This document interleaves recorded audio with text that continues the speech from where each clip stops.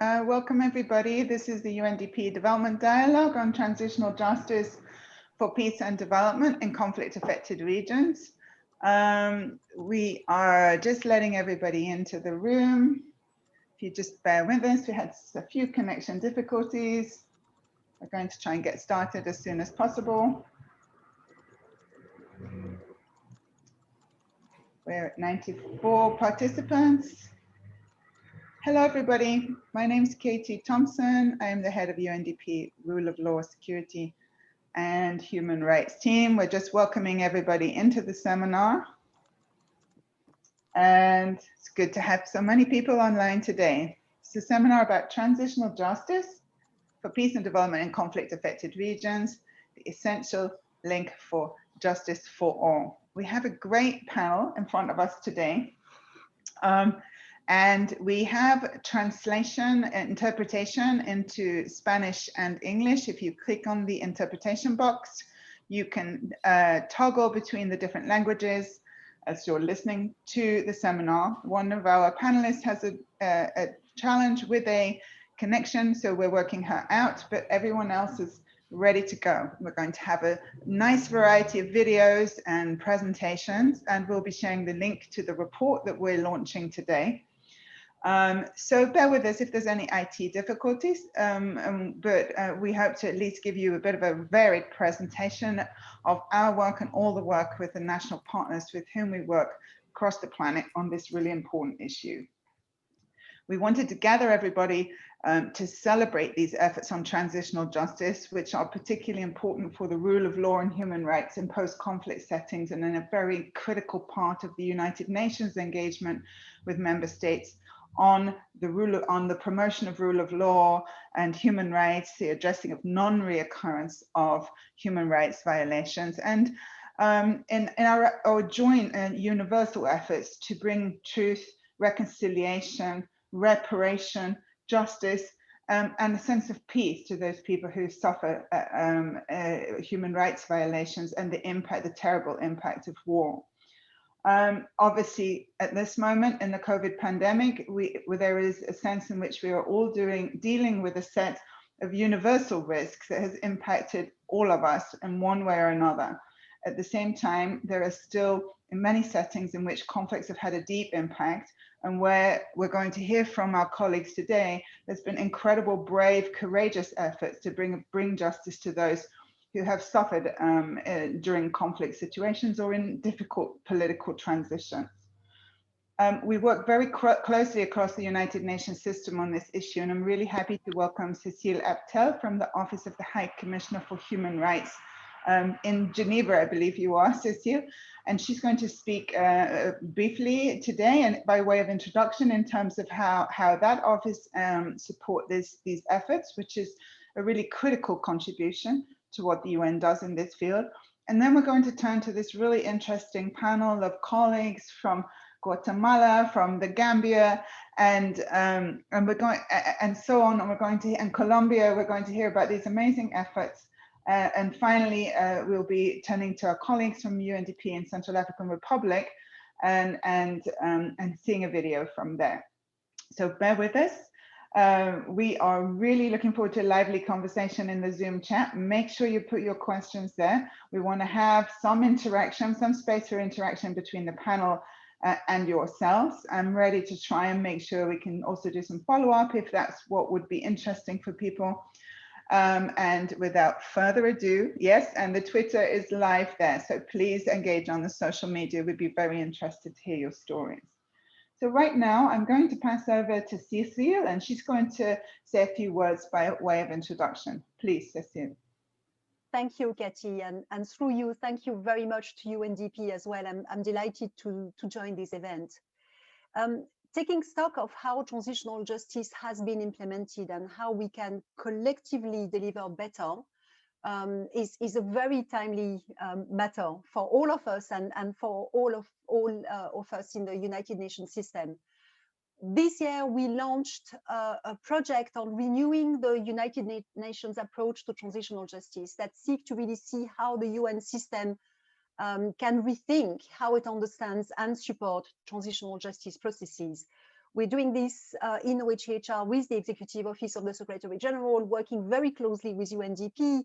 And so the report that UNDP has just produced and will be launching is no doubt a very valuable contribution to that project. I would like to emphasize maybe one point and then a few others, but one really salient for us is that while transitional justice involves examining legacies of human rights violations, abuses, and international crimes, transitional justice is not just about dwelling on the past. It is fundamentally forward-looking. We look back at past events to address the conditions that destabilized and made our societies vulnerable to human rights violations, abuses, and crimes, so as to enable the building of more inclusive and peaceful societies and their future. And really, it is in this context, I'd like to make three quick observations on transitional justice stemming from our experience at the Office of the High Commissioner for Human Rights. First, transitional justice is more successful if pursued in an integrated manner. The different elements of transitional justice should not be conceived of as isolated initiatives, but really as parts of a whole. This means that they should be designed and implemented as complementary measures. Such an approach gives perspective and really offers better chance at withstanding the political and other pressures that inevitably arise when we work on transitional justice. We also must emphasize the linkages between transitional justice and other policy areas that are closely related. For instance, security sector reform, SSR, and also DDR, disarmament, demobilization, and reintegration.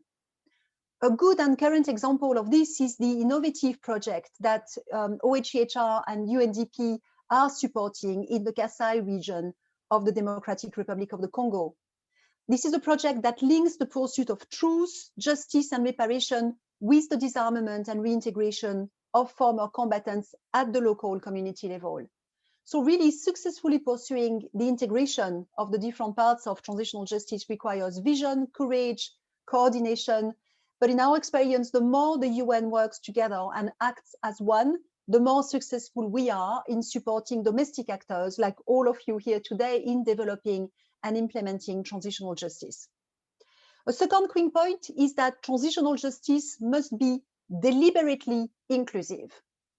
Transitional justice can simply not be successful if it is driven by an elite with vested interest, or if much of the population remains indifferent to its initiatives. Transitional justice processes must continuously reach out to the entire population, specifically seeking the broadest possible inclusion of all stakeholders, with an obvious focus on victims and affected communities, as well as on women and girls, children and older persons, persons with disability.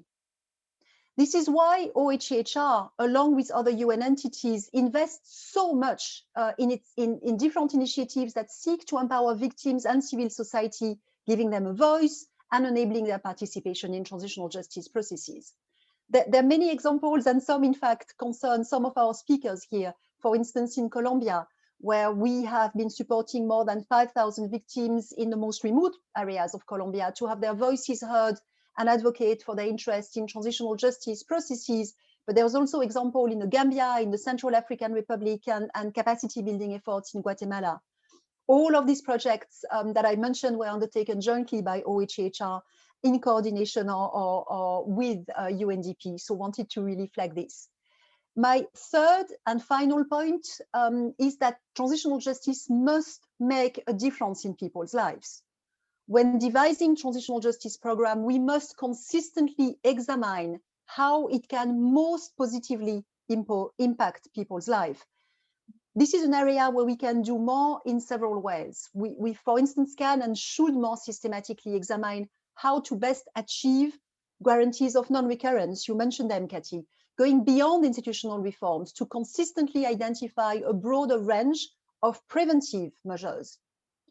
Also, we can and should prioritize the right to reparation of victims, examining how the most immediate needs of victims can be addressed as early as possible in the transitional justice process.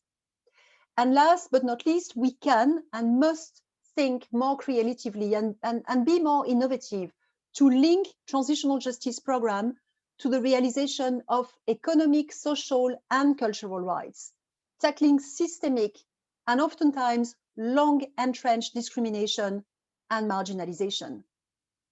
So with this, I look back with the inclusion, and I very much look forward to the presentation. So thank you, Katie, and dear colleagues, looking forward to the discussion. Thank you, Cecile. Thanks so much for those important words from OHCHR. I'm going to move directly to an introduction of the UNDP report, and also Lorena Mellado, who sits in the Rule of Law, Security and Human Rights team of UNDP. And so we will start, we're really excited about this report. It's transitional justice work from a development perspective. So it's really about the perspectives that UNDP could bring in support of our national counterparts, and trying to look at what works and what doesn't work, and be a bit frank and humble about what we can do in this domain. So we're really happy and excited to be launching that today. I'm going to let the colleagues have launch the video, which explains that, and then we'll go directly to Lorena.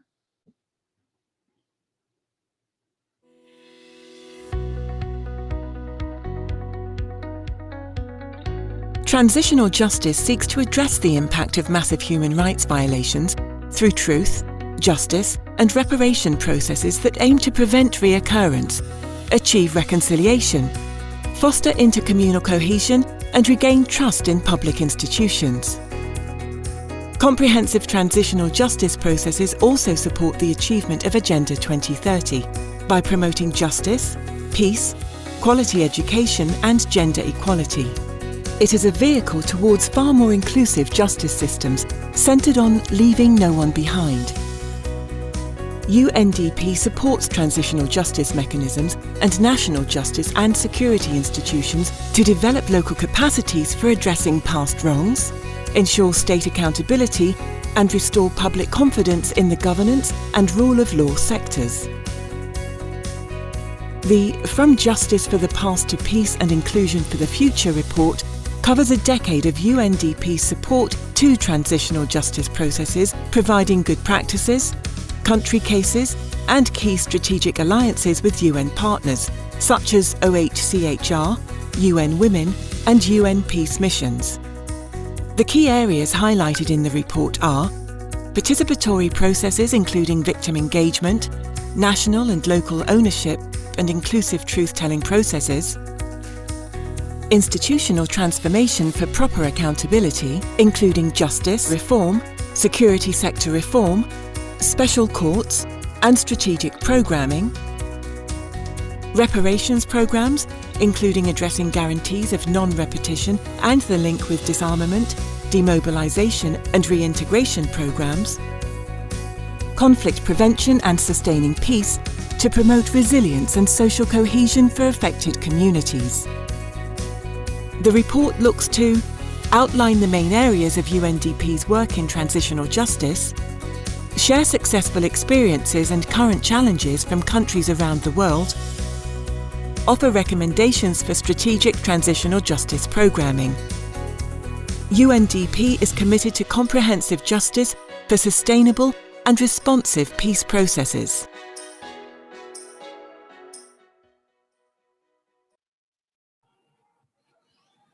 Thank you very much, Katie. Thank you, Cecile, for joining. You have seen already, welcome everyone, and you have seen already the video of the launching of the report. So I won't go into much detail of it, and I invite you to please visit it. I just wanted to raise attention on 4 specific thematic regarding the title of the report. The report calls for justice, peace, and inclusion for the future. So how does that look? For example, regarding participatory processes, we have been approached that inclusion is necessary into aligner processes, and these have several advantages. It includes and it perhaps may have a victim, but a people-centered approach to include not only direct victims and their different necessities, but include also families and communities that are indirectly impacted by conflict. Also, it allows to have broader perspective and include the support of local networks, women organizations, and youth leaders. We have seen good practice of this, for example, in Colombia, through support of UNB, working to have, through Manos a la Paz, with program on local capacities in the ground, but also supporting a special jurisdiction for peace and how positive impact it has been. On institutional transformation for proper accountability, approach for the future must include, from one side, support to transitional justice mechanism, building capacities for national institutions and on justice and security, but also supporting wider national development and political process when possible, in order to have a broader and more coherence in the process. Innovative collaboration is necessary, and this can come in different lines. It can be at a regional level. We have been having good cases, for example, in Western Balkans, supporting national prosecution offices for war crime trials, but also included other actors, such, for example, the private sector, in relation to corporate accountability for human rights abuses. The next. In the case of reparation program and assistance, it's important to have a support that we can have a development approach to reparation that actually can build civic trust and contribute to longer-term peace-building goals. But I really want to raise the attention on the importance to have and enhance the role of education and historical memory as a process for transformative recovery and outcomes. We have had good cases, for example, in Guatemala, working together with the education formal system in order to include curriculum into the scholar area with good impact. And finally, on conflict prevention and sustaining peace, it's important that we have strategic coordination along with UN Peace Mission and other development actors. But it's important that we can look to address the root causes of conflict, as Cecile mentioned.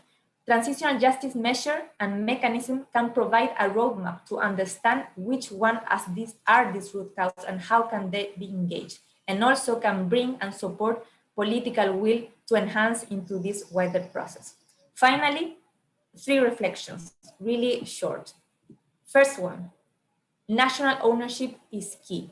We have seen as good practices supporting governments and civil society coalitions and platforms for transitional justice. This includes not only national ownership, but support building trust. Second, we need to have a better effort into measuring the results of what is working and what is not. This will help us to fit into strategic program. And finally, we need a better effort into include participation of women, not only as victims, but as team leaders and leaders of peace building. This will help 3 things: to empower women, to address sexual gender-based violence, but most important of all, to help shift structural discrimination. I will leave it there, and thank you very much.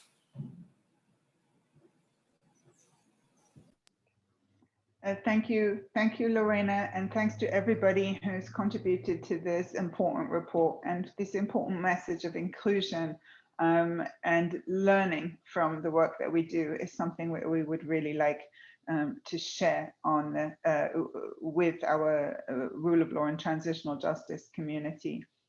We're going to go directly to hear from Colombia right now. We have Jairo Matallana from the UNDP Colombia here, and he's joined.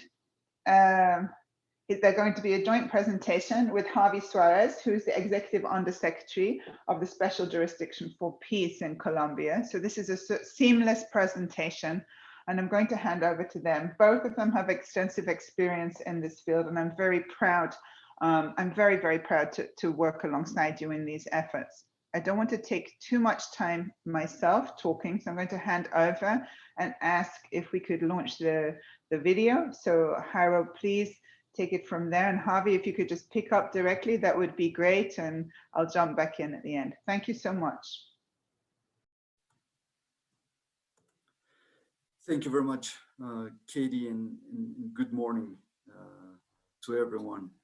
First, I want to mention that Colombia is enduring rough days of social protests that have included acts of vandalism and manifold reports of abuses and excessive use of force by the armed forces. The UN has condemned the use of violence and recalled the state to ensure the protection of human rights. And we are sorrowed and stand in solidarity with all victims of violence that these events have produced. Now I will do just a brief introduction to the work of the Special Jurisdiction for Peace by contextualizing the UNDP programming approach and programming areas in Colombia. If we can move to the next one, please. First, we have a dedicated program area that combines our work on peace and the rule of law. This work started in 2003 with an area-based approach to peace building, evolving to include now programs on victims and transitional justice, access to ordinary justice and human rights, reintegration and reconciliation, and crisis response and early recovery. Through a variety of projects in partnership with the national government, different state agencies, and civil society organizations, also the UN Verification Mission in Colombia, and the agencies such as OHCHR, IOM, and UN Women, and many others. We work for both, facilitating the ending of the conflict, for instance, supporting reintegration of former combatants and transitional justice mechanisms, but also transforming the root causes of the conflict. So, for example, the comprehensive rural reform, which is central for peace building in Colombia, strengthening human rights institutions, or ensuring access to justice in remote areas of the country with fragile presence of state agencies. So now, regarding our work on transitional justice, we have a program since 2008 that focuses on victims' rights. In Colombia, we have over 9 million recognized victims of the armed conflict. Many of them are internally displaced people and victims of many others violations of human rights, and are at risk of being left behind from development processes. In this framework, we enable victims and civil society organizations in the effective, dignified, and timely access to transitional justice mechanisms, empower and we support the empowerment and reparation to victims by the state, especially collective reparation, linking peace building and long-term development, and enable the engagement across society in historical memory reconstruction and preservation. In this area, we support the establishment of and the strengthening of different transitional justice mechanisms. And at present, we have developed a close partnership with the different mechanisms that compose the comprehensive system of truth, justice, reparation, and non-recurrence that has been created as autonomous state institutions after the peace agreement between the government and the FARC. So now I'll pass on the floor to Harvey Suarez, Deputy Executive Secretary of the Special Jurisdiction for Peace. He will talk about the central mechanism of transitional justice and peace building in Colombia, and that we as UNDP are fully committed to support at all levels. So thank you very much for joining, Harvey, and I'll pass on the floor to you.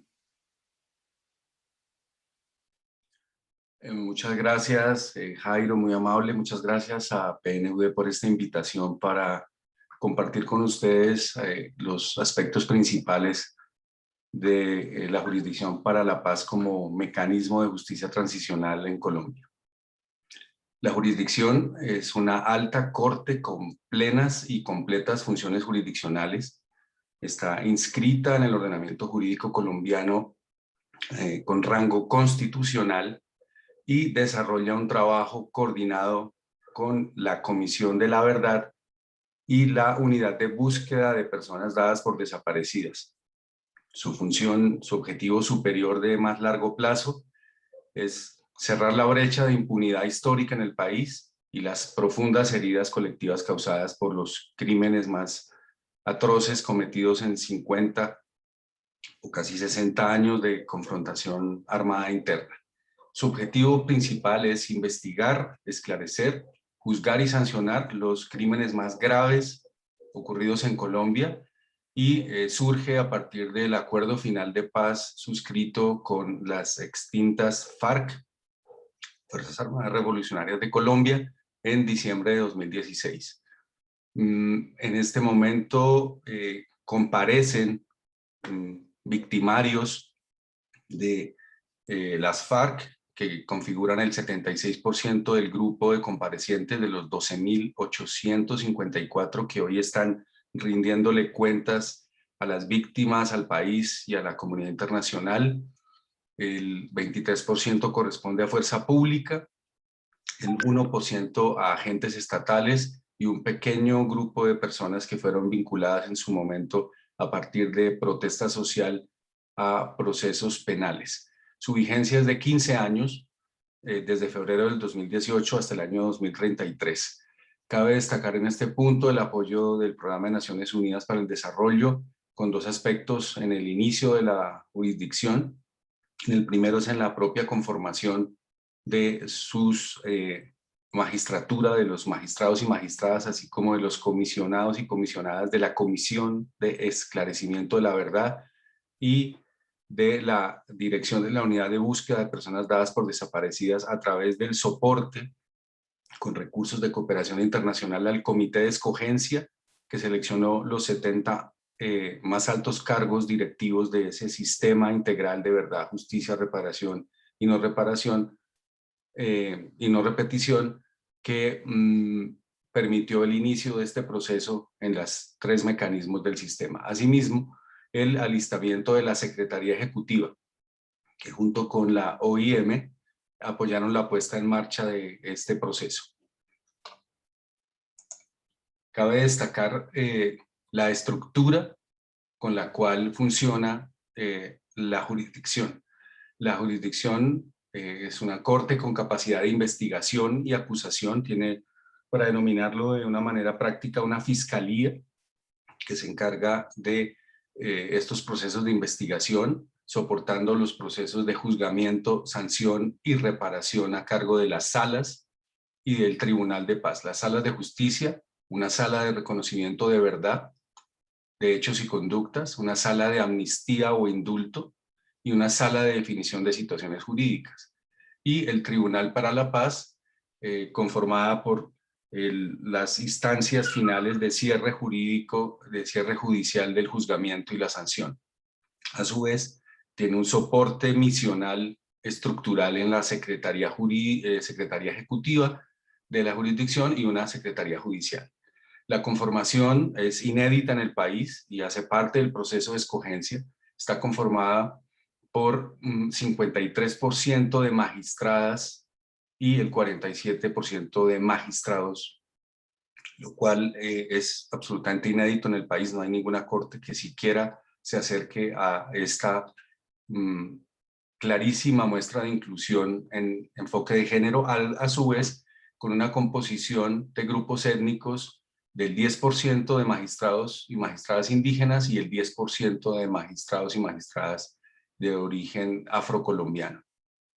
La presencia territorial de la jurisdicción se establece a través de 10 grupos territoriales de la unidad de investigación de la Fiscalía de la jurisdicción y 20 equipos de atención especializada psicojurídica y de acompañamiento psicosocial.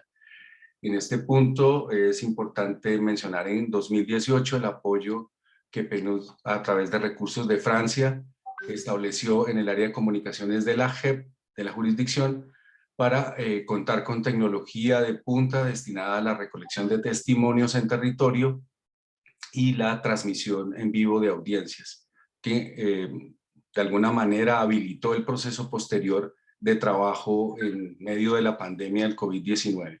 Y un apoyo a la operación de las sedes de la Fiscalía de la jurisdicción de la Unidad de Investigación y Acusación para el despliegue territorial. El eje fundamental de la jurisdicción, su centro y su objetivo superior es la centralidad en las víctimas. Que las víctimas puedan ser escuchadas de manera directa, que puedan ser acreditadas como sujeto interviniente en los procesos y que reciban la reparación y los procesos restaurativos se dirijan igualmente a las comunidades más afectadas. Una serie de principios básicos que guían y orientan el trabajo de la jurisdicción se relaciona con la voluntariedad, la igualdad y no discriminación como principio fundacional del trabajo de la jurisdicción, la gratuidad, la protección, la prevención, la dignificación, la acción sin daño y el principio dialógico, siempre en función del proceso y el principio pro víctima. Cabe destacar igualmente una particularidad de la jurisdicción es que cuenta con un sistema autónomo que se encarga de la representación judicial de las víctimas, perdón, y la defensa judicial a quienes comparecen y manifiestan no tener recursos para contratar un abogado de manera directa. Este sistema, por denominarlo de alguna manera, es una defensoría pública al interior de la jurisdicción. A la fecha han sido acreditados como víctimas en procesos judiciales más de 360 colectivos de víctimas, principalmente de mujeres, afrocolombianos, indígenas, comunidades campesinas, grupos sindicales, partidos políticos que han sido principalmente afectados por acciones violentas, crímenes atroces, con un número altamente significativo de víctimas acreditadas como sujetos intervinientes, que representan 320.000 personas. A la fecha se han recibido más de 364 informes, que son los que permiten en esta fase de desarrollo judicial de la jurisdicción identificar, priorizar los casos más graves y representativos para lograr un juzgamiento en función del análisis de la macro victimización y la macro criminalidad. Sería imposible el juzgamiento caso a caso, persona a persona, victimario por victimario, de un volumen de cerca de 9 millones de víctimas registradas en registros oficiales. Uno de los procesos principales que anima el trabajo de la jurisdicción es la atención y acompañamiento a las víctimas y el proceso de alistamiento del encuentro dialógico mediado entre víctimas y comparecientes. Bobby, if I could just interrupt to tell you have only 1 more minute, if you could move to wrap up. Thank you.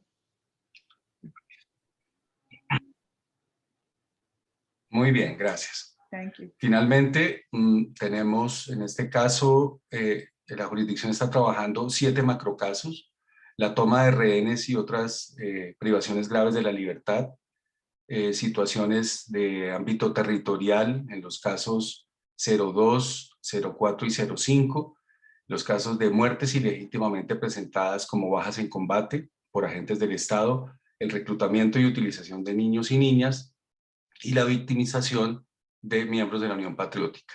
Las líneas de investigación que en este momento se encuentran en proceso son desplazamiento forzado, violencia sexual, el impacto étnico-territorial, los métodos y medios de combate, especialmente minas antipersonal y munición sin explotar y la desaparición forzada de personas. Para finalizar, las sanciones en la jurisdicción tienen una particularidad, y es que en los casos de aporte pleno, exhaustivo y detallado a la verdad se dan sanciones entre 5 y 8 años. Cuando no se reconozca verdad, sanciones de 5 a 8 años con privación de la verdad, y ante la negativa de reconocer responsabilidad y verdad, sanciones carcelarias ordinarias de 20 años. Destacar finalmente el apoyo muy valioso que nos ha brindado PNUD y especialmente el Programa Global del Estado de Derecho en función del apoyo a la pedagogía y difusión de sanciones restaurativas, así como la asistencia técnica a los procesos dialógicos y los temas de prevención y protección con la Unidad de Investigación y Acusación. Muchísimas gracias por este espacio.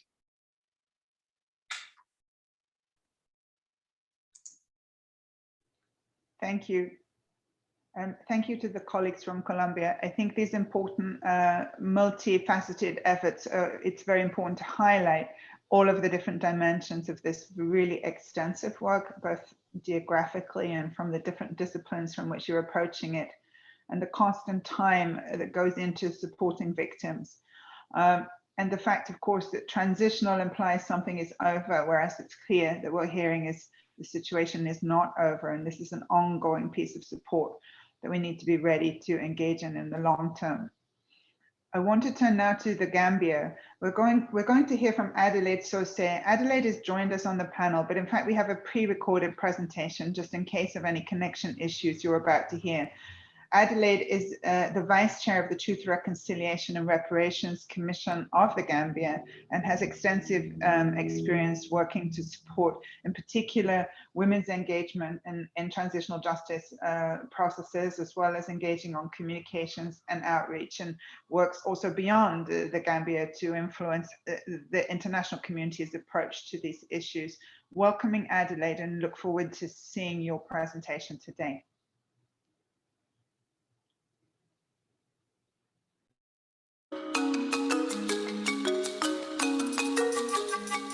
Please introduce introduce yourself and what you do. My name is Adelaide Sose. I am the Vice Chair of the Truth, Reconciliation and Reparations Commission of the Gambia. I am also the Chair of the Reparations Committee. In 2017, the government of the Gambia passed a series of laws setting up a Constitutional Review Commission, a Truth and Reconciliation and Reparations Commission, and a National Human Rights Commission. These instruments and institutions interlinked provide the broader framework of the transitional justice process intended to enable the country to transform from a long-standing dictatorship during which the Gambians suffered gross human rights violations. The TRRC is required to establish an impartial record of the human rights abuses that occurred in the country during this period. All the commissioners are Gambian. And the fact that they represent different constituencies of the Gambia means that those people see themselves within the process. The public hearings has given the platform for the victims to come and give their narratives of the violations that they suffered. But not only the victims, but self-confessed perpetrators have also testified before the TRRC, lending credence to the narratives of the victims, and this is a major plus for the TRRC. With support from the United Nations Development Program and the Office of the High Commission on Human Rights, victim participation in the TRRC process has been enhanced through the Victim Participation Fund. They have provided the resources for the victims to come from various parts of the country to come and testify before the Commission. The project has also been very influential in supporting the reparations instruments. For that we are very pleased, because it ensures now that the process is in place for a transparent, effective and equitable access to reparations. We are praying that the TRRC's recommendations will be accepted by the Gambians. But the fact that Gambians follow the TRRC process daily, and when we are not sitting, we are inundated with calls about why are you not sitting? They tell us how to do our work. Why did we not ask this question? And why did we not do this differently? Shows that people are engrossed in the process. And I think there is strong ownership of the process. The challenges are many. The challenges are, the time frame is, number one, is very limited. So the workload on the commissioners and the staff of the TRRC is very high. Limited resources is also a major challenge. If it was not for the UNDP and the Office of the High Commission for Human Rights in the Gambia, I don't think we would have achieved what we have achieved. Their technical, financial, material input has really enhanced the work of the TRRC. In terms of reparations, I foresee that we will not have enough money to pay compensation, and that is critical. Managing the expectations of the victims is something that we will have to deal with. Expectations are very high, and the money that we have is not enough to meet the expectations of the victims. But I think if we do it on an equitable basis, they will understand that this is a poor country, the resources are not there, this is what the government has provided, and this is what the TRRC can provide. Out of 358 witnesses who testified before the Commission, only 73 were female. So this low participation of women is really a cause for concern, but it is a reflection of the cultural dimensions of our country. Women do not really come out to speak up.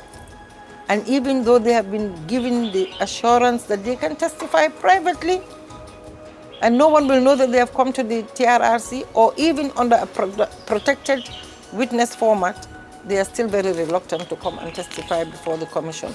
And this is more so in the area of sexual gender-based violence. So that is a major problem. But the TRRC has been able to address that issue through the Women's Affairs Unit. The women go up country, have had their women's listening groups, their women's dialogues, and have been able to bring those issues to the table. TRRC, now that it is winding up and is in the phase of developing its final report, would, like the UNDP and the OHCHR, to hold the government to account in maintaining the recommendations of the TRRC, and where as much as possible to implement it as it is in the recommendations.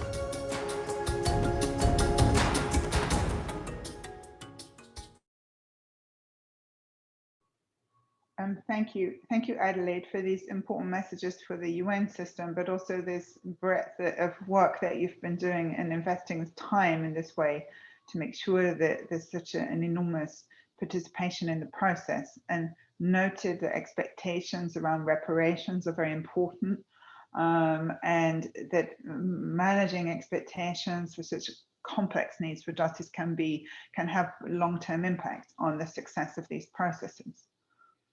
I'm going to turn now, Adelaide is here online and will be available for questions if anyone has any direct questions on this experience or her reflections. I'm going to turn now to the colleagues from Guatemala. We have had some connection difficulties with hearing from one of our panelists, Hilda Pineda, who's the prosecutor of the Human Rights Prosecutor's Office of the Public Ministry there. So what is going to happen is we have a colleague from the UNDP Guatemala office, Maria Salome, who is going to present on behalf of Hilda, and we're going to hear from that perspective.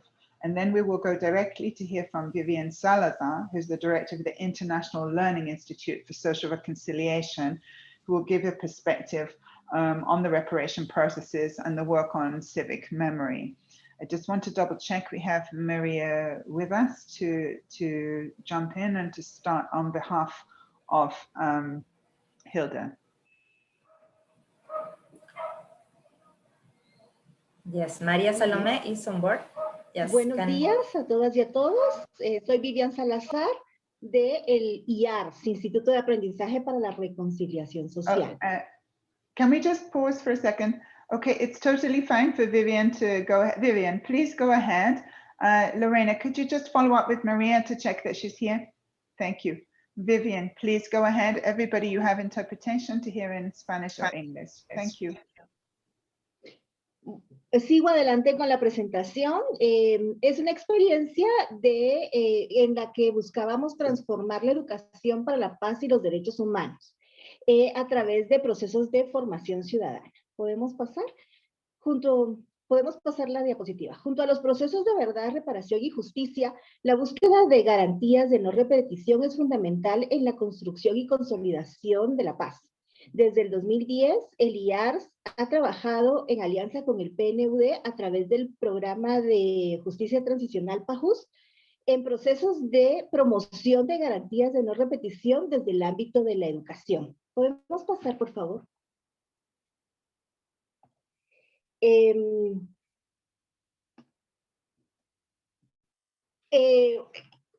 Guatemala, los acuerdos de paz contemplaban una reforma educativa que se orientara hacia la cultura de paz y la superación del racismo, la promoción de la interculturalidad. También el informe de la Comisión para el Esclarecimiento Histórico recomendó explícitamente que en los currículos de educación primaria, secundaria y universitaria se incluyera la enseñanza de las causas, el desarrollo y las consecuencias del enfrentamiento armado, así como el contenido de los acuerdos de paz con la profundidad y el método correspondiente a cada nivel. Hubo varios intentos desde las organizaciones, hubo una transformación curricular que incluyó los temas, pero se observaba todavía que en las aulas los temas no terminaban de abordarse con propiedad. En 2015, desde el programa de justicia transicional, se apoyó una iniciativa de sociedad civil de la que el IARS es parte, para desarrollar una propuesta pedagógica al sistema de educación que incluyera una formación ciudadana basada en la cultura de paz, los derechos humanos y la memoria histórica. De esa propuesta, en alianza con el Ministerio de Educación, derivó un plan piloto de formación ciudadana que nos permitió afinar la propuesta. ¿Podemos pasar, por favor?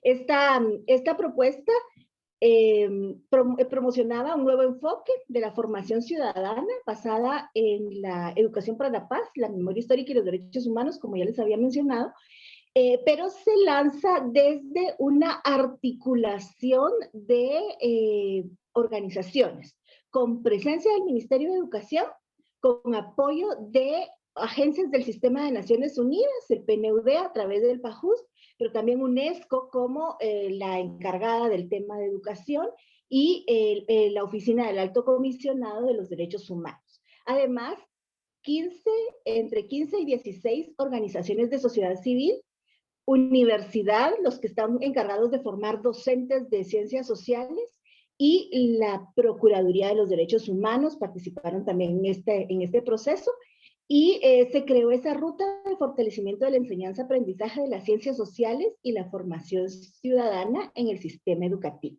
Luego, ya como les mencioné, en el 2017 hicimos este pilotaje con más de 600 docentes en 7 departamentos, y a raíz de ello se validaron una serie de 12 guías de formación ciudadana para docentes con orientaciones sobre cómo abordar estos temas de una manera, desde esa perspectiva de formación ciudadana. Y también como resultado de este pilotaje, el Ministerio de Educación creó un acuerdo ministerial, el 3181, para la implementación de una estrategia nacional de formación ciudadana en el sistema educativo. ¿Podemos pasar, por favor?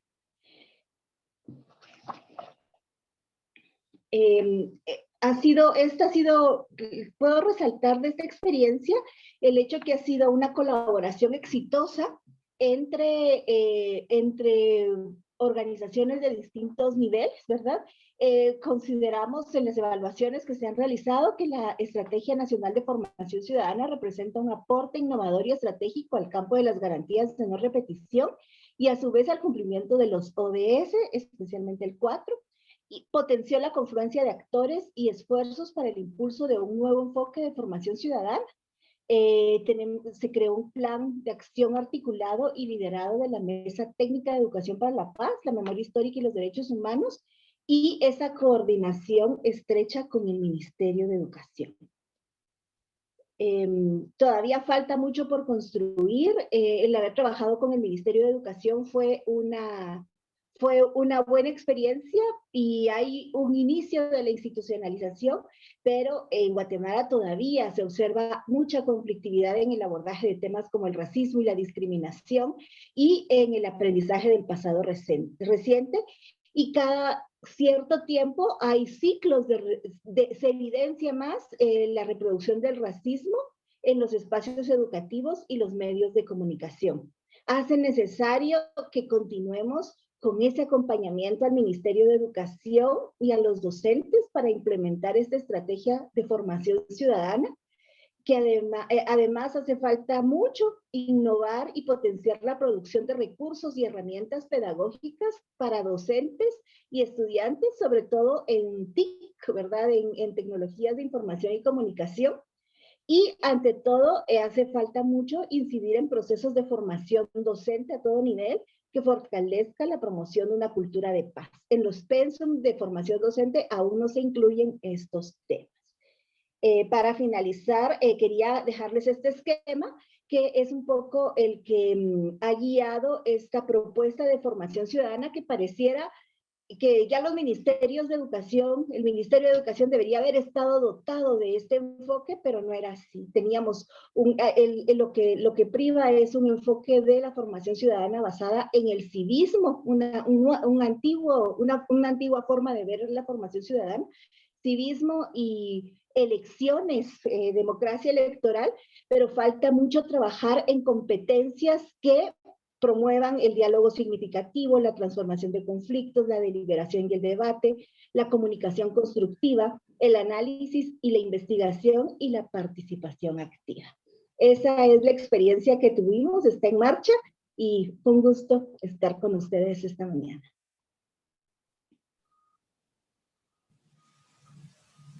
Vivian, thank you so much for this really important complementary effort to the justice dimension, emphasizing the importance of dialogue, social cohesion, and education.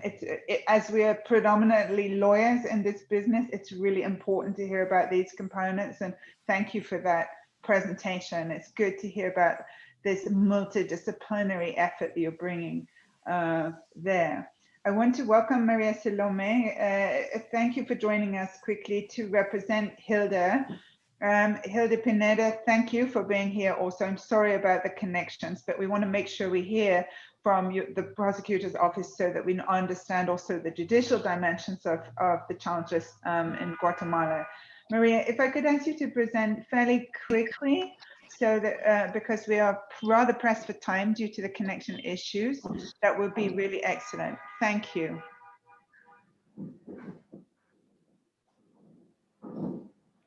In the meantime, if I can remind everyone to post questions and answers in Q&A or on the chat, and I will prepare for those. Maria.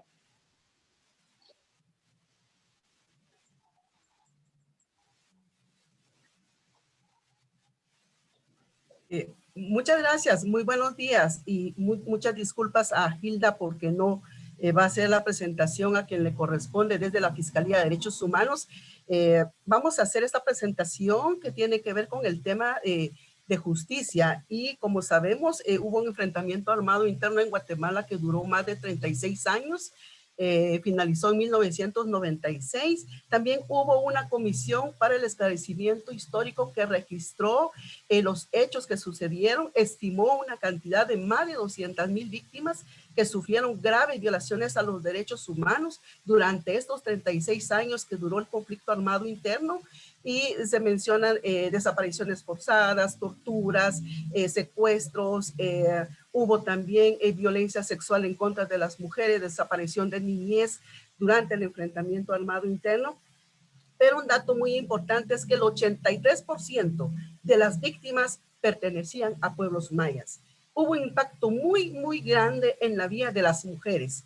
Si regresa, por favor, a la diapositiva, de la vida de las mujeres y podemos ver ahí algunos datos que se relacionan con el tema de, creo que se está yendo antes, el 88% de las mujeres víctimas de violencia sexual pertenecían a grupos mayas, el 62% entre 18 y 60 años, el 35% eran niñas y 3% de ancianas. Estos son los datos generales que presenta la Comisión para el Esclarecimiento Histórico. Hubo también un proceso de negociaciones de paz. Hubo diferentes temas que se acordaron entre la Unidad Nacional Revolucionaria de Guatemala y el gobierno de Guatemala y que estableció una ruta de trabajo, una ruta de implementación de estos acuerdos de paz, pero que a la fecha, después de 20 años, han habido avances parciales, las causas estructurales también del enfrentamiento armado interno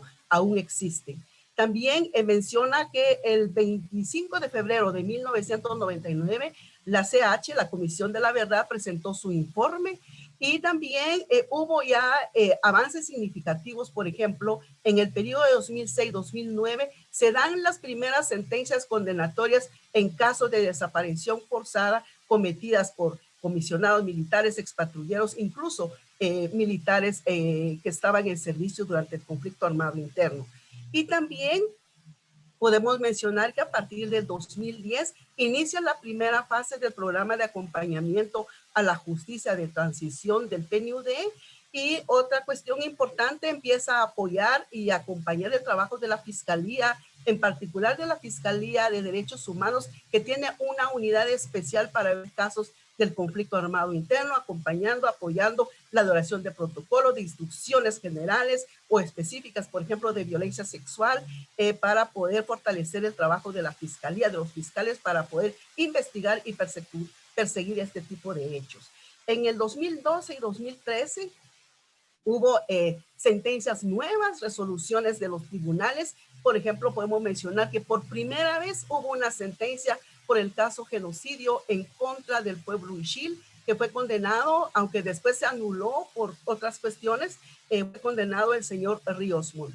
Y también podemos mencionar algo muy importante y que podemos mostrar, a través del programa se pudo consolidar un trabajo articulado entre el Ministerio Público y organizaciones de sociedad civil y también Naciones Unidas a través del PAJUS y PNUD. Hubo una coordinación, articulación que aún persiste entre organizaciones que dan el acompañamiento, la asesoría jurídico-legal en los procesos penales, con fiscales del Ministerio Público, con la figura de querellantes adhesivos, participan las organizaciones de sociedad civil. Podemos destacar que han habido sentencias en este recorrido, más de 20 sentencias condenatorias por casos de graves violaciones a los derechos humanos, logrando así sentencias que han sido innovadoras, que han incluido medidas de reparación digna con potencial transformador. Ha sido muy importante el aporte de los peritajes especializados de personas que vienen, que han hecho, que no son de Guatemala, que han aportado al trabajo del Ministerio Público y que contribuyen a que los tribunales emitan una resolución con fundamentos, ¿verdad? Entonces eso es muy importante mencionarlo. Por otro lado, también el programa PAJUS-PNUD ha apoyado más de 600 exhumaciones en cementerios clandestinos, y también ha habido exhumaciones en instalaciones militares, como el caso Crompás que mencionamos en nuestra memoria de labores, que tiene que ver con más de 565 víctimas que fueron encontradas en las instalaciones en una antigua zona militar en Cobán, Alta Verapaz, proporcionando en este caso evidencias para el trabajo del Ministerio Público en la investigación de estos casos de las personas que fueron secuestradas, desaparecidas, y además logrando la identificación de más de 3,000 víctimas. Esto lo ha hecho una socia también, la Fundación de Antropología Forense de Guatemala, y que al final lo que se ha logrado es la inhumación digna de estas víctimas que han sido identificadas, para poder cerrar ese duelo para los familiares que por décadas han buscado sus seres queridos. También podemos destacar el aporte del programa a través de la atención, la asesoría a más de 3,200 víctimas sobrevivientes durante el proceso, para poderles dar asesoría legal, atención psicosocial durante los procesos judiciales y durante la búsqueda de sus seres queridos fallecidos o desaparecidos. Aquí podemos observar una audiencia, y podemos ver a Gilda, que está al frente junto con querellantes adhesivos en una audiencia de debate en el caso Sepulsarco, en donde 15 mujeres quechís presentaron la denuncia y siguieron adelante. Una de ellas falleció en el camino, pero 14 llegaron al final con esta sentencia condenatoria que sentó un precedente para que otras mujeres ahora están denunciando sus casos, lo que sufrieron durante el enfrentamiento armado interno, pero también están demandando justicia, están demandando que se les atienda, porque estuvieron en silencio por décadas. El caso Sepulsarco abrió esa puerta. Ahora hay más mujeres, más de 100 mujeres de otras regiones del país que sufrieron violencia sexual durante el enfrentamiento armado interno. Y podemos ver aquí una sala de audiencia de la Corte Suprema de Justicia, donde podemos ver los sujetos procesales, está la fiscalía, las mujeres que están atrás escuchando la audiencia, una de las audiencias, y por primera vez esta audiencia fue dictada por un tribunal nacional por los delitos de violencia sexual, servidumbre sexual y doméstica contra mujeres mayas quechís. Aquí otra vista de la sala para que ustedes puedan ver el tribunal al frente. Fue un caso emblemático, paradigmático, como digo, histórico a nivel nacional e internacional. Y finalmente podemos mencionar el aporte del PNUD, el acompañamiento que ha tenido el PNUD a través del programa PAJUS en sus dos fases, desde el 2010 al 2019, y ahora que tenemos el apoyo también del Fondo para la Consolidación de la Paz, es trabajar y luchar contra la impunidad, tanto del pasado como del presente. El presente realmente es un pilar del Estado de Derecho y la consolidación de la paz en una sociedad democrática. Aún hace falta mucho por hacer. Apenas podemos contar los casos que se han resuelto a nivel del sistema de justicia. Las víctimas necesitan, los sobrevivientes, los familiares están demandando justicia para poder reducir esa brecha de impunidad que existe por estos casos cometidos desde 1960 a 1996. Esto, como una parte de una estrategia integral de justicia de transición, es ampliamente reconocida a nivel internacional como un elemento clave que contribuye a sus objetivos de largo plazo. Podemos decir que no existe reconciliación justa y duradera si no se satisface efectivamente la necesidad de justicia.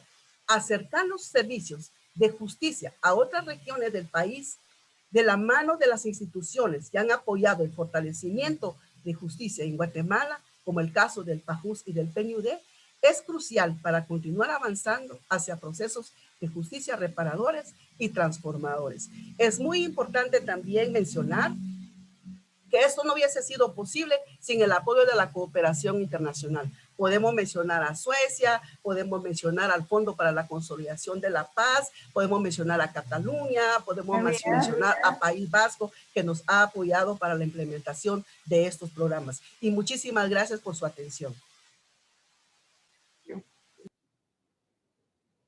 Thank you, Maria. Thank you for stepping in for Hilda there. And thanks to these really evocative photographs of the proceedings taking place there, which I think bring home the challenges and the complications of putting together a hearing in practical terms, and the importance of the presence of victims in hearing and being able to speak on their own behalf. So thanks so much for those images. I think that they really bring home the importance of these, thinking carefully about these processes. We're going to move to Central African Republic now. I just want to highlight our interpreter is asking presenters to speak more slowly. If you can start to really shorten your interventions and be focused on the messages you want everyone to hear, that would be great. We've had some connection difficulties, which is delaying the time.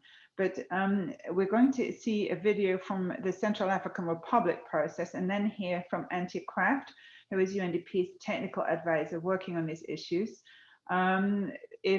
If we're going to launch, I believe, with a video, and then Antje, if you could pick up directly, that would be great. Thank you.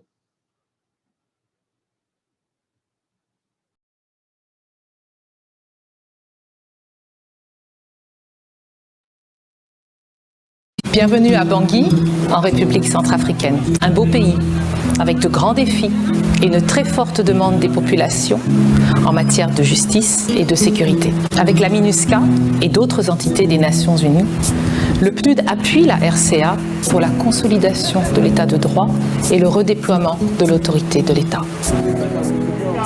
Depuis des années, la République centrafricaine vit une situation désastreuse et catastrophique à cause des conflits armés qui ont pour conséquence les violations massives et répétées des droits de l'homme. Aujourd'hui, le défi des Centrafricains, c'est la lutte contre l'impunité, dont l'insécurité.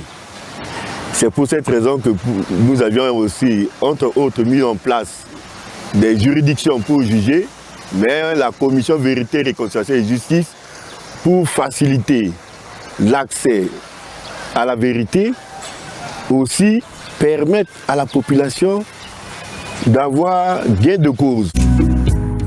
Suite aux grandes crises que notre pays a connues, il y a eu de graves violations de droit international humanitaire en Centrafrique. Et aujourd'hui, le gouvernement centrafricain a l'obligation de juger les auteurs, co-auteurs ou complices de toutes ces infractions pour éviter la récurrence.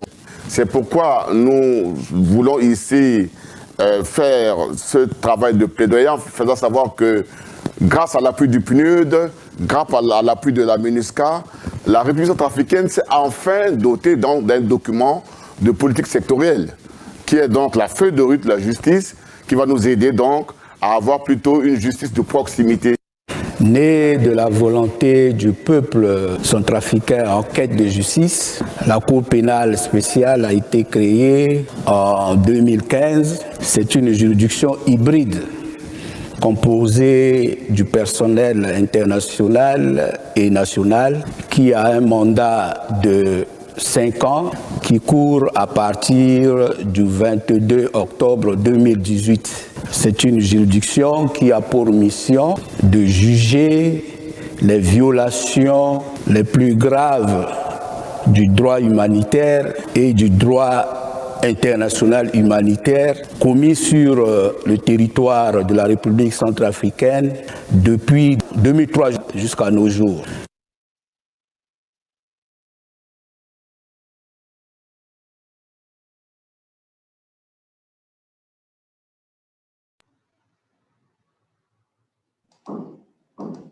I'm assuming the video has stopped.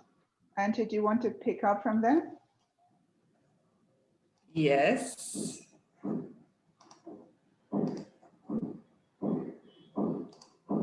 I think you can see the screen. Yes, you should put this on slideshow. And just to say, you really only have 4 minutes. So I would yes, pick up. And apologies. Hi, everybody. I'll speak about building trust in justice in the Central African Republic. Our national partners that you just saw in the video, the Minister of Justice, the President of the Special Criminal Court, other partners have said this much better than me. I might not go too much into the details. Just to everyone that CAR is a very, very fragile context. We've been suffering from decades-long instability, grave human rights violations. Arguably, the whole country is victimized. And we continue to function in a context of ongoing violence. And this has been particularly exacerbated since the presidential elections at the end of 2020. So I think that makes a lot of our work also very different from some of the other contexts that have been presented today. To recap quickly and speaking to one of the main points in the UNDP report, we're approaching this in a very integrated and comprehensive manner in terms of the process and the mechanisms overall for strengthening of rule of law, and not only, of course, transitional justice. So in terms of judicial mechanisms, the UN has been supporting the conceptualization, setup, and now the functioning of this special criminal court. You can see a picture below of the international judge from Burkina Faso being inaugurated. And the little picture on the left, you see the ordinary court. It's actually the same building, where at the beginning of 2020, the UN, we've been supporting the organization of ordinary trials, that we call them, but also where there has been judgment of 5 warlords for crimes against humanity. We're also working very much to help national authorities to ensure that there is this complementarity between the Special Criminal Court, the ordinary courts, as well as the International Criminal Court, depending on the type of the case. As a Minister of Justice in the video mentioned before, this is in the broader framework of national justice sector reform and the national justice sector policy that we helped draft, which is about all the issues of independence, access to justice, offer of justice, but also, of course, very specific work on transitional justice. And that helps us to connect all the dots between the international community, national authorities, national civil society, to look at the whole breadth of justice sector reform, including also security sector reform, linking it to corrections reform, etc. Of course, we're UNDP. We focus very much on people-centered approaches. This is all so people can actually access justice. We supported the drafting and now the implementation of the legal aid law. On the left, you see pictures of the staff of the legal clinic in Bangui that we support, that is run by women jurists. So these are the lawyers and paralegals providing services just last year to more than 6,000 people and almost 5,000 women overall. And on the right, you have a session of a mobile court, which we also have been supporting for the past several years all over the country so that people can actually feel justice. And this is not, of course, for grave human rights violations, but it is extremely important to be able to demonstrate to the people that the state is back, justice is back, there is a fight against impunity. In terms of working on truth-seeking, dealing with the past and reparations, it's been a bit slower. It's complex in a political context like that. You have the head image of the law for the Truth, Justice, Reparation and Reconciliation Commission. The law has been passed last year. 11 commissioners, of which 5 women. And we're right now really advocating together to be able to operationalize this Truth Commission, which the population has been demanding since 2015, because of course the judicial mechanisms won't be able to actually deal with all the violations and provide all victims with redress. The point I wanted to speak to you about specifically today, and here's some, I hope, readable infographics from perception surveys that we have been doing for the past years with Harvard Humanitarian Initiative. This data is from the last poll, which we did right before the violence actually in December, so at the end of last year, where more than 6,000 Central Africans all over the country were asked, what is the most important thing for you and for victims for events of the past? So specifically for 2003, coup, and on the crisis on 2013, where the gravest violations have happened. And you see on the second line, sorry, this is in French, punir les responsables, judging the perpetrators, stands at 61% of the most important thing that people want for victims. You look a little bit below de l'argent, financial reparations. It's relatively little. It's 25% who demand financial reparations as a priority of what needs to be done for victims. I think for us, justice and rule of law crowd, this might be evident, but it's an extremely important message for governments, the international community, that justice, even in a context of extreme poverty and humanitarian crisis, financial reparations are still much less important than justice. So here, again, I'll skip this for the sake of time. Another key message that I wanted to bring across and that we asked in the last poll is, in your perception, this was asking the population, what is the contribution of the Special Criminal Court and of the CDGRR, that's the French acronym for the Truth Commission, to justice, peace, and reconciliation, respectively? So for justice, for example, SCC, you have 54%, the Truth Commission, 49%. What I wanted to tell you here on the second line is that if people were aware of the institution, it goes up. If people state that they have good knowledge of the existence and the functioning of the Special Criminal Court and of the Truth Commission, this goes up to more than 3/4 of the people who are asked. So Special Criminal Court, the relevance to contribute to peace, it's 76% of people who know the institution. For the Truth Commission to contribute to peace, it's 73%. I think this tells us very much is that not only do we need to, and we, I mean, of course, national authorities, civil society, the UN, UNDP, not only do we need to communicate about the existence of these institutions and what they mean, but also how to access them and how these function. And of course, then we can't disappoint that trust and that demand, and we have to manage expectations. But I think this is a key message that I would like us all to take away. And just to recap that more clearly and perhaps stating the obvious here, transitional justice and strengthening of rule of law, and especially in fragile contexts like this, it's an extremely long process. It requires very broad-based partnerships and alliances between all actors and stakeholders involved. So from the state, it's the judicial entities, the non-judicial entities, and to have this broader framework for reform to make sure that you can follow up closely and support implementation on justice, SSR, prison reform, and perhaps if the one key factor for that is political will, but also the human resources and financial resources to be able to make that happen, and for the UN, for us to stick with them to do that. The other aspect, and in parallel, this is not in a particular order of ranking, is that we remain people and victim-centered, because Evie has just seen in the infographics, it's important to build trust. Otherwise, people will also not approach these institutions because people are taking a lot of risks, of course. So it's civil society involvement and advocacy. And it was fascinating again to hear the good stories from Colombia. If I could ask you to wind up, thanks.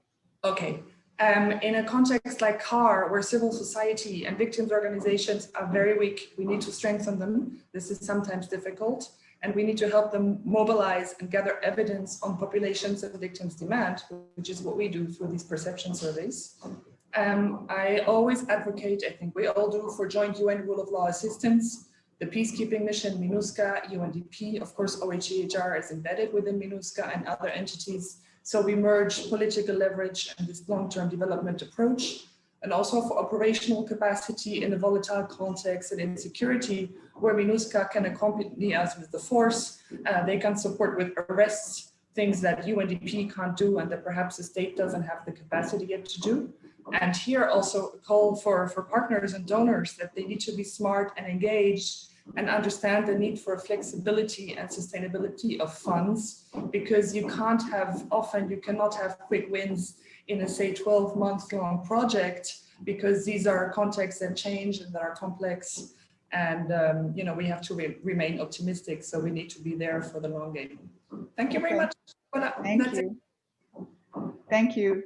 And please, if you could look at the Q&A, there's questions there specifically for you on CAR around these efforts. So it'd be great to, so the panelists, if you could take a look at the question and answers and also see if there's questions there directed at you and put some answers there. I want to actually, I'm just going to announce, I don't know how Cecile is doing for timing, but I'm going to try and expand this by another 10 minutes just to make sure we hear a little bit from enabling the audience's questions to be answered. In particular, also, I wanted to bring in Adelaide, whose direct voice we haven't heard, because a couple of questions I think that Adelaide, it may be interesting for you to jump in on.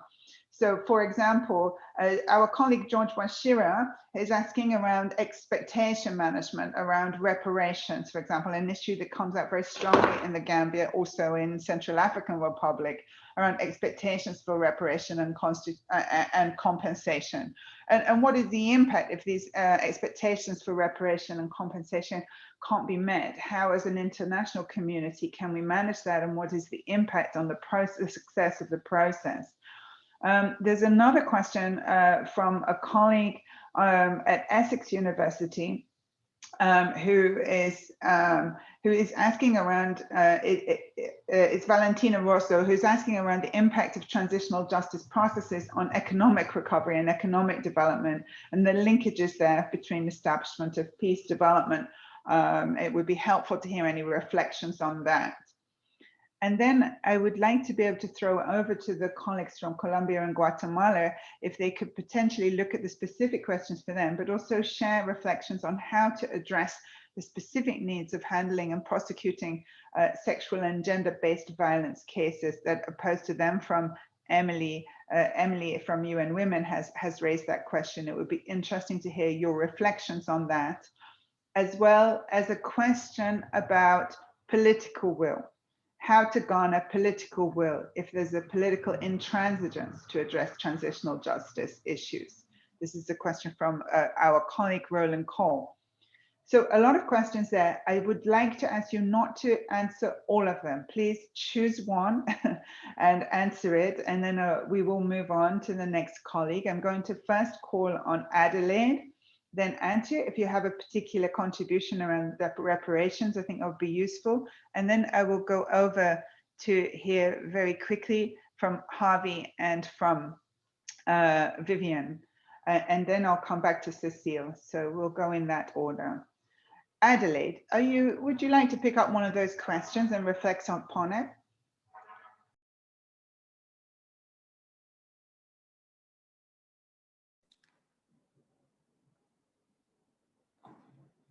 Thank you, Katie. Thank you to all the panelists.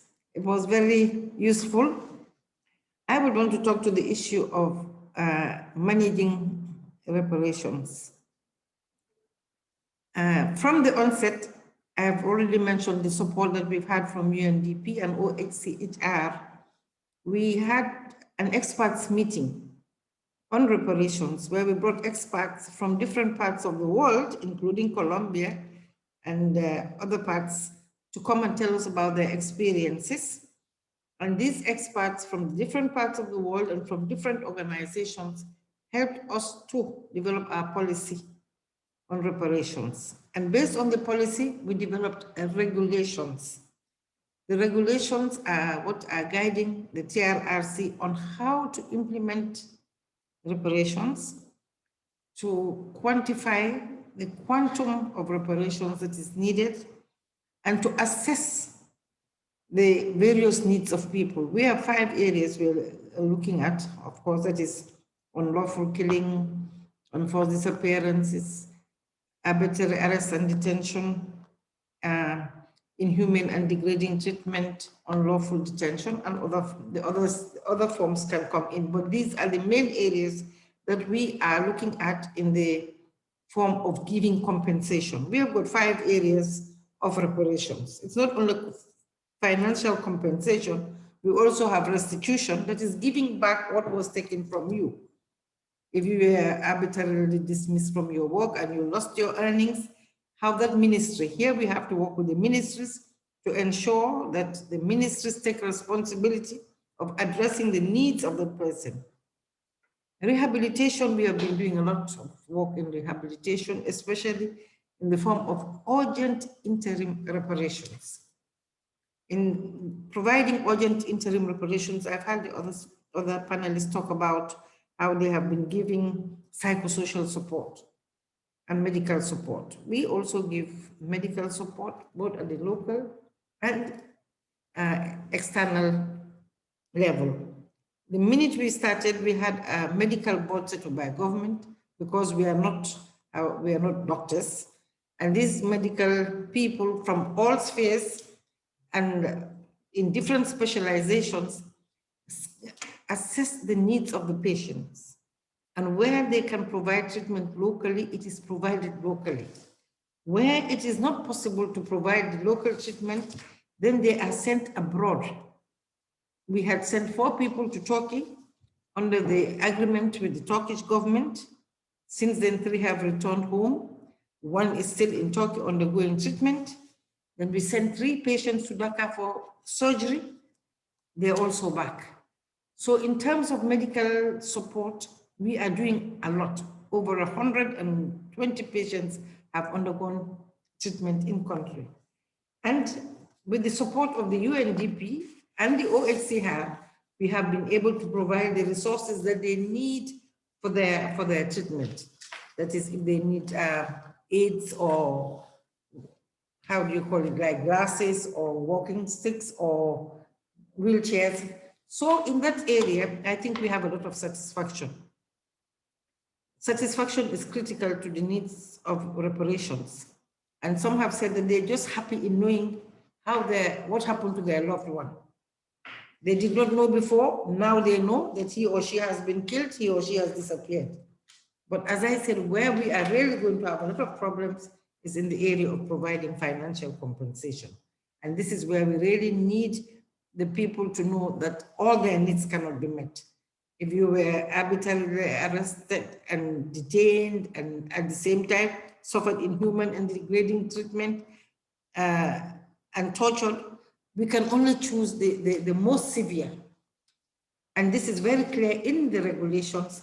And I'm happy to say that the UNDP really did, and OHCR did a great work in helping us to develop a guide to the reparations process for victims and the general public. And we were able to publish this so that all people who are entitled to reparations can access this document to know what they are entitled to. And as long as it is done in a transparent, effective manner, I think that you cannot have 100% satisfaction, obviously, but people will know that they have been treated fairly. I think I would like to stop there. Thank you. Thanks, Adelaide. I think this point about managing expectations and support to to victims is really important. I want to ask Vivian, who's been also working directly, if she would like to jump in on this or any of the other questions, but just to maybe to keep this short. Vivian, I'm not sure if you are hearing me through the interpretation, but I want to make sure you have the opportunity to answer this. Antia, in between, you have any reflections from your own surveys that were done in CAR?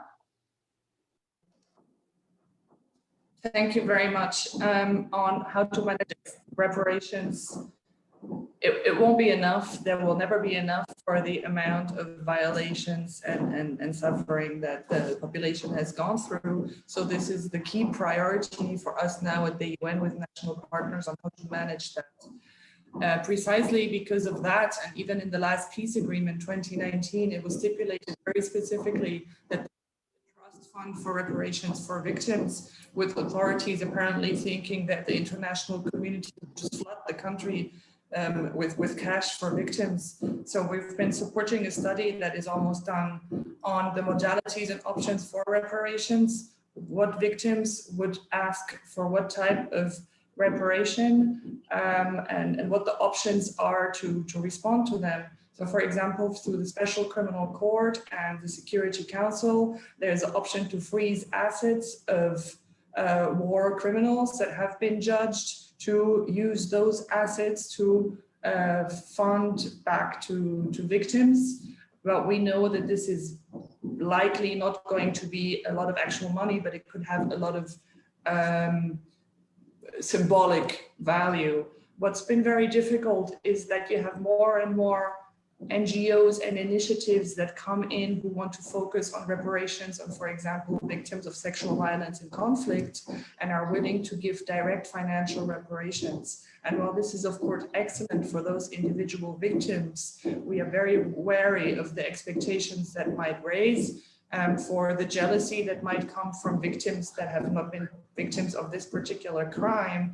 So we've been focusing a lot on organizing a lot of specific fora between members of the international community working on this to discuss this and manage this, because of course we also can't prevent any NGO or actors to directly fund victims. So it's an ongoing process and it won't be easy, but for sure it will be like one of the three top areas that we'll work on with the Truth Commission to be able to manage the communication about that. I'd like to invite, yeah, thank you, Auntie. I'd like to invite Vivian, who's been working also directly hearing from victims, to jump in on either reparations or on the challenges of sexual violence cases, or on economic recovery. Any of those perspectives would be good to hear from you. I also want to just draw your attention in the Q&A to the fact that colleagues from UN Women and OHCHR are flagging that some of the criminal cases have reparations linked to them, and that there's still a lot of ongoing work happening in terms of addressing those needs. So please pay attention, everyone, to the Q&A in the chat, and please participate there as you see fit. Vivian, would you like to come in?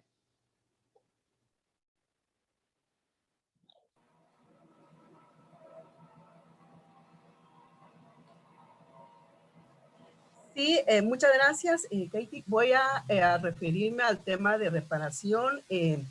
Ya nuestra colega Adriana Quiñones de ONU Mujeres escribió en el chat. Sin embargo, muchas de las iniciativas, digamos, de justicia en el sistema de justicia, se logra una sentencia condenatoria por casos de violaciones a los derechos humanos, y en el caso particular de las mujeres. Y, por ejemplo, en el caso de Sepuzalco hubo 18 medidas que fueron otorgadas por el tribunal. Pero eso no quiere decir de que al ser decretadas por un tribunal ya se van a cumplir. Existe una lucha de las mujeres acompañadas por distintas agencias también del sistema y por organizaciones de sociedad civil para lograr que se cumplan con esas medidas de reparación que fueron decretadas por un tribunal. La sentencia ya quedó firme en contra de los responsables por las graves violaciones a derechos humanos, pero el Estado aún no ha cumplido. Es una lucha, nuevamente, digamos, que tienen que hacer las mujeres para poder lograr que estas medidas que fueron otorgadas por el tribunal sean cumplidas. por ejemplo, restitución de tierras, construcción de un hospital, centros educativos, bueno, una lista enorme de situaciones que se deben de cumplir y hasta la fecha, desde el 2016 para acá, se sigue negociando, se sigue hablando. Afortunadamente hay ese acompañamiento a las víctimas para poder tener esta vinculación con las entidades del Estado. Pero es una lucha muy lenta. Igual pasa con los casos que se llevan ante el sistema interamericano también. Los peticionarios plantean, se logra la condena al Estado de Guatemala, pero al final las medidas que son decretadas ahí tampoco se cumplen de inmediato. Llevan un largo proceso para poderse atender. Y parte de la propuesta que nosotros visualizamos como PNUD de Guatemala es ver cómo apoyar, no solo lograr la sentencia condenatoria contra los perpetradores de los hechos, sino cómo lograr justamente esta reparación transformadora, cómo lograr ese desarrollo sostenible que deben de tener los familiares, las víctimas sobrevivientes, que el Estado no ha cumplido. Desde que se cometieron las graves violaciones que fueron las causas del conflicto armado interno, tampoco a la fecha se han atendido y se ha agravado aún más por lo que sabemos, la pandemia que ha afectado, el tema de las tormentas ETA y OTA que muy recientemente también afectó a Guatemala. Entonces son acontecimientos que agravan la situación de los sobrevivientes en las regiones donde el PNUD ha trabajado. Entonces es muy importante mencionar esto, es una lucha, es un desafío enorme, es un reto enorme que queda para poder realmente dar esta satisfacción o esta atención a las necesidades más urgentes de las familias. Vemos, por ejemplo, cómo los testigos se están muriendo, los que conocieron de los hechos, que presenciaron los hechos, se están muriendo y lo que se está haciendo es que presenten su declaración en anticipo de prueba ante un tribunal para que pueda ser válido a la hora de llevar un debate de algún caso emblemático. Entonces, solo para ilustrar, digamos, este hecho, es tan triste ver la situación de salud, de educación, de las mujeres, de los sobrevivientes del enfrentamiento armado interno. Y dejo a Vivian, creo que Vivian tiene algo que complementar. Sí, quisiera responder frente a la pregunta de la voluntad política de los gobiernos. En realidad, yo soy parte de una organización de sociedad civil y lo que estamos viendo en Guatemala es un retroceso en la institucionalidad para hacer efectiva todos los procesos de reparación a las víctimas. Específicamente en educación, lo que observamos desde el año pasado con el gobierno actual es que está en una negación para seguir abordando este enfoque de formación ciudadana. E incluso una de las diputadas que es de la Comisión de Educación ha manifestado públicamente que no a la memoria histórica de los derechos humanos en educación. Entonces, el reto que tenemos como país, digamos, frente a este retroceso, es mantener una respuesta articulada entre sociedad civil y otras organizaciones de cooperación, universidades e instituciones no gubernamentales que podamos mantener el tema de la necesidad de una educación para la ciudadanía que se base en ese pasado reciente, en la promoción de los derechos humanos y sobre todo que responda a los problemas que vivimos en la actualidad. Entonces, sí, hay un reto grande frente a la voluntad política del gobierno y creo que la respuesta en este momento es mantener esas articulaciones y la propuesta colectiva desde otros espacios de la sociedad. Ahí, paso el micrófono. Gracias. Thank you, Vivian. Those are very important reflections. We're over time, and I aim to finish by 9:45 in New York time. I want to give the opportunity to Harvey to reflect as our national counterpart in Colombia to reflect on some of these questions. If you could perhaps take one or two maximum, Harvey, on the sexual violence component, that would be very interesting, or political will or economic recovery. Something that you'd like to hit, that would be really good. And then I will be asking Cecile to come in. We've heard a lot about OHCHR's role. So it'd be great if you could also come in with some short reflections, and I will close up. please, everyone, if you'd like to answer or exchange in the chat, please go ahead. Javi Suarez, please, let me give you the floor again. Muchas gracias, Katie. Fundamentalmente los casos de violencias basadas en prejuicios de género son una alta prioridad para la Jurisdicción Especial para la Paz.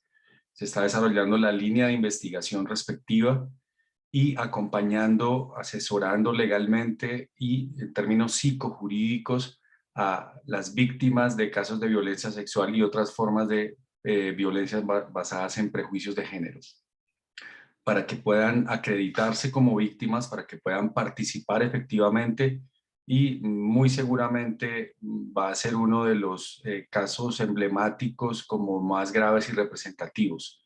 Ese acompañamiento lleva ya 3 años y esperamos de frutos muy pronto en términos de reparación y restauración de proyectos de vida de quienes han sido tan gravemente afectados y afectadas. En el caso de los procesos dirigidos a desarrollo, a generar condiciones de participación, de inclusión, es una de las metas de las sanciones de la jurisdicción, que las sanciones, además de esclarecer verdad, permitan activar procesos territoriales en los cuales las víctimas y las comunidades afectadas puedan verse directamente beneficiadas en procesos locales de participación, procesos de desarrollo a través de descontaminación de minas antipersonales, de procesos de electrificación rural, de educación, de puestos de salud, de procesos relacionados con recuperación medioambiental que hacen parte de las sanciones. Y en medio de todo este asunto clave para el desarrollo de la justicia transicional, una mediación de la jurisdicción como juez imparcial, pero también como agente facilitador de los procesos de diálogo entre víctimas y victimarios que no generen revictimización y que permitan reconciliación y convivencia. Muchas gracias.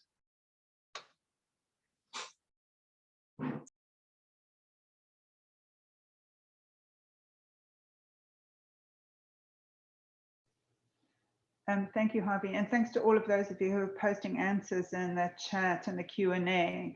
I want to flag that for the presentations and the videos that you've heard, as well as the recording of this webinar, will be available at the Development Dialogues link, which we will post in the chat, and make sure you obtain that before we close the session. Cecile, any concluding reflections from you on everything, on the diversity of challenges as well as successes and progress that we've heard today? Thanks, Katie. I mean, there was just so many thoughtful presentations, great questions and answers. It's difficult to really sum it all up. But as I was listening to very attentively, I was reminded again and again that for transitional justice to truly assist in building more inclusive and peaceful futures, we really must all focus on the root causes of conflict and human rights violations, and adopt really also a transformative approach. That's also a word that came back, transformative reparations, but also transformative approach. All of that really presupposes that we have an in-depth understanding of violations and crimes that have been committed, laying bare the facts, the patterns. Patterns are really important, the circumstances, the context, and so that also point out to fact-finding and mapping of violations and crimes as absolutely crucial to identify root causes, including of conflict, but also of human rights violations more generally, and also of the conditions that need to transform to avoid repetition in the future. Often, and so many of you pointed out to that, those root causes are linked with inequalities, discrimination, unaccountable state institutions, corruption, and systemic impunity. So really, if we want to integrate an analysis of root causes and transformative approach throughout transitional justice processes, it seems that we really need to have that transformative approach through and through. And it starts with criminal accountability, reasserting the rule of law, making individuals and also institutions accountable is absolutely key. Transitional justice is also about putting an end to impunity as being crucial to set the record straight and demonstrate powerfully that no one is above the law. Truth-seeking efforts also support fact-finding and ensure that victims and their communities are given a voice and are heard. So it's not only hearing victims and the communities, but giving them a voice. Truth commissions are able to understand the grievances and perspectives of different segments of the population on the underlying dynamics and causes of conflict. And this in turn can be translated into strong recommendations in the reports. But as crucially as many of you mentioned as well, it's about the implementation of these recommendations. And that really means being there on the long term.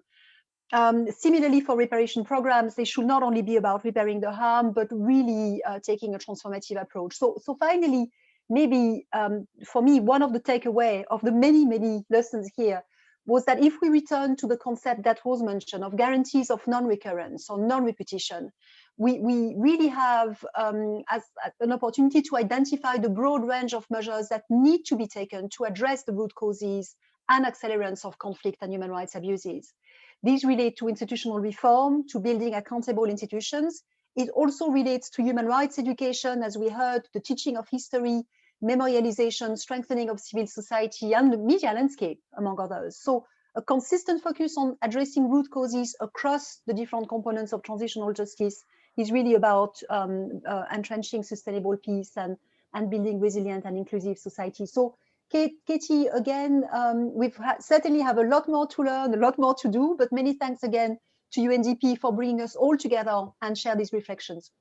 Thank you, Cecile. Thanks to everybody who's been so actively participating, in particular our panelists and UNDP officers who've supported the effort today. I think that what I have been reflecting on is the importance of communication, the importance of education, the importance of knowing and understanding that, as we saw in Central African Republic, the importance of refining what people hear and what people's expectations are, so that we can really work together as an international community and national actors to make sure that we're somehow understanding and meeting the expectations of ordinary communities who are affected so profoundly by serious conflict. And without such a refined level of understanding, it's very hard to design and support those responses. The political will component goes without saying, and is probably the hardest nut to crack. And thank you for addressing that, colleagues, and for all your continued work in the face of political challenges. The bravery and courage that requires from actors in the system and from victims and survivors who come forward is something which we applaud and respect and wish to support as we move forward on these efforts. As we think about the minute detail, which is important, the detail is important for bringing together in particular women or those who've been affected by very serious personal crimes, disappearances, sexual and gender-based violence, refining how we do that work together and what are the best practices, also important, and best practices on reparations, compensation, we've heard very strongly. We really need to do some more thinking to start to get that right, especially as an international community. Again, I want to, between Cecile and I, we're probably covering just the superficiality of the breadth and depth of issues we've discussed here, but we're just trying to pull those together. I think what's most important is to see that actually there's so much more learning and dialogue needed, and that maybe we should look at how we can come together to perhaps look in a deeper way at some of the specific aspects of what's been shared today, so that we can start to refine some of those lessons in detail. So we can take a look at how to do that. And finally, I just want to thank again those colleagues who have pulled together the report and pulled together their contributions to the UNDP report, which we were here today to launch, because at least we have tried to distill there some of the thinking in this area. I'm going to sum up there because we're over time and we do start to lose participants once you push the time. And to just highlight again that we have the resources from this session are available on the Development Dialogues link, which is there posted in the chat. So I'm keeping talking so that you have an opportunity to save that chat and that link before we go off air. The direct links are posted. And just to say that we will take a look at the questions and answers and see if we can get any more direct feedback to you. Without further ado, I want to thank Viviane, to thank Maria for stepping in at the last minute, to thank Harvey and Jairo and Hilda, who is there, and I'm so sorry about your connection. Thank you to Adelaide for the effort put into the presentation and being here today. And to Antje, please also pass on our appreciation to the national counterparts in Central African Republic. And thanks to everybody for participating today. It's been a really lively conversation. I think we hit around 130 participants at the maximum there, possibly a little bit more. So we appreciate your time, and thank you for coming together today to discuss these critical issues for sustainable peace and development. And we look forward to gathering you all again. We will certainly look at how we can look in more detail at some of the specific challenges that have been raised today and see if it makes sense to put us together in another webinar later in the year. So thank you, watch this space, and we look forward to joining you all again here. Thank you, bye.